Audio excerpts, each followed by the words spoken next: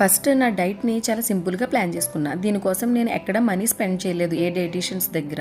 కానీ కొన్ని న్యూట్రిషనల్కి సంబంధించిన బుక్స్ అవి రిఫర్ చేసి నేను ఎప్పుడు తినే ఫుడ్నే కొన్ని చేంజెస్ చేసి తీసుకునేదాన్ని అంతే. అసలు డైట్ అంటే తక్కువ తినడం కాదండి, హెల్దీ వేలో బ్యాలెన్స్డ్గా తినడం. అంటే మనం తీసుకునే ఫుడ్లోనే carbohydrates, protein, fibre and fats ఉండేలా చూసుకోవాలి అంతే.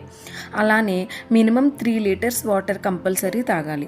బ్రేక్ఫాస్ట్ అనేది అసలు స్కిప్ చేయకూడదు. నేనైతే నా డేని 2 గ్లాసెస్ హాట్ వాటర్తో స్టార్ట్ చేసేదాన్ని. తర్వాత ఫిజికల్ యాక్టివిటీ కూడా చాలా ఇంపార్టెంట్.